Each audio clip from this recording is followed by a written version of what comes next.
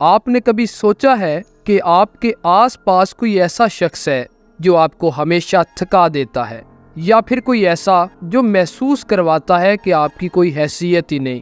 پاکستان میں ایک حالیہ سروے میں یہ بات سامنے آئی ہے کہ 70% لوگ اپنے ارد گرد کم از کم ایک ایسا فرد رکھتے ہیں جس کے ساتھ رہنا ان کے لیے ذہنی اور جذباتی طور پر نقصان دہ ثابت ہوتا ہے۔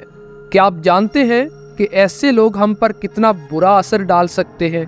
لہٰذا یہ ضروری ہے کہ ہم ایسے افراد کو پہچانیں تاکہ ہم اپنی حفاظت کر سکیں اور اپنے سکون اور خوشحالی کو برقرار رکھ سکیں۔ آج ہم ایسے ہی 6 اقسام کے لوگوں کو پہچاننے کی کوشش کرتے ہیں اور سمجھتے ہیں کہ ان سے کیسے نمٹا جا سکتا ہے۔ The manipulator. یعنی وہ لوگ جو دوسروں کے جذبات اور کمزوریوں کا فائدہ اٹھا کر انہیں قابو میں رکھتے ہیں۔ مثلاً آپ کے خاندان میں کوئی ایسا فرد جو جذباتی بلیک میلنگ کرتا ہے، جیسے کہ آپ کی بہن جو ہر چھوٹی بات پر روتی ہے تاکہ اس کی بات مانی جائے، یا کوئی دوست جو ہمیشہ یہ کہتا ہے کہ اگر تم میرے لیے یہ نہیں کرو گے تو میں ناراض ہو جاؤں گا۔ ایسے لوگوں سے بچ کے رہنا چاہیے، اور ان سے بچنے کا طریقہ یہ ہے کہ آپ اپنی حدیں مقرر کریں اور جذباتی بحثوں سے دور رہیں، مختصر اور حقیقت پر مبنی بات کریں۔ The narcissist. ایسے خود پرست افراد جو ہمیشہ تعریف اور توجہ چاہتے ہیں اور دوسروں کو اپنے ذاتی فائدے کے لیے استعمال کرتے ہیں۔ مثلاً آپ کے دفتر میں وہ باس جو صرف اپنی کامیابی کی بات کرتا ہے اور کبھی آپ کی محنت کو سراہتا ہی نہیں، یا وہ رشتہ دار جو ہر فیملی ایونٹ میں صرف اپنی زندگی کی بڑائی بیان کرتا ہے، اپنے پیسے، اپنی بڑی گاڑی یا اپنے بڑے گھر کی تعریفیں کرتا رہتا ہے۔ ان سے نمٹنے کا طریقہ یہ ہے کہ آپ اپنی عزت نفس کو قائم رکھیں اور ان کی تنقید کو اپنی خود اعتمادی پر کبھی حاوی نہ ہونے دیں۔ کوشش کریں کہ ان کے رویے سے دور رہیں۔ The victim. یعنی وہ افراد جو ہمیشہ خود کو مظلوم سمجھتے ہیں اور اپنی غلطیوں کی ذمہ داری قبول کرنے سے کتراتے ہیں۔ مثلاً آپ کا دوست جو ہمیشہ کہتا ہے کہ سب میرے ساتھ غلط کرتے ہیں، یا میری تو قسمت ہی خراب ہے، اور وہ کبھی اپنے فیصلوں کو اپنی الجھنوں کا ذمہ دار نہیں مانتا۔ تو ایسے افراد سے بات کرتے وقت ہمدردی کا اظہار ضرور کریں، لیکن انہیں اپنے فیصلوں کی ذمہ داری اٹھانے پر بھی آمادہ کریں۔ یاد رکھیں کہ آپ ان کے دائمی دکھوں میں الجھنے سے بچیں، ورنہ آپ کا اپنا سکون بھی جاتا رہے گا۔ The gossiper.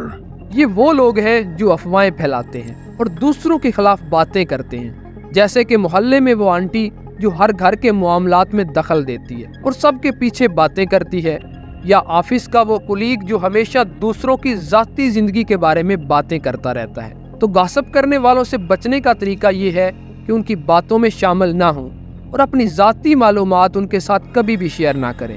اپنے دوستوں کے ساتھ کھلی اور ایماندار گفتگو کو فروغ دیں تاکہ ایک مثبت ماحول بنایا جا سکے۔ The energy vampire. یہ وہ افراد ہیں جو آپ کی توانائی کو کھینچ لیتے ہیں۔ ان کی مسلسل شکایات آپ کی مثبت سوچ کو ختم کر سکتی ہیں۔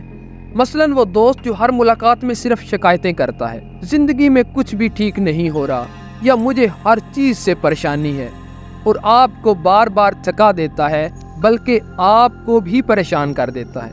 تو ان سے نمٹنے کے لیے اپنی جذباتی حالت کا خیال رکھیں اور ان کے ساتھ وقت گزارنے کی حدود مقرر کریں۔ اپنی توانائی کو بحال کرنے کے لیے خود کی دیکھ بھال پر توجہ دیں اور ان کی باتیں کم سے کم سنیں۔ The controlling perfectionist. یعنی وہ لوگ جو دوسروں سے غیر حقیقی توقعات رکھتے ہیں اور چاہتے ہیں کہ سب کچھ ان کے مطابق ہو۔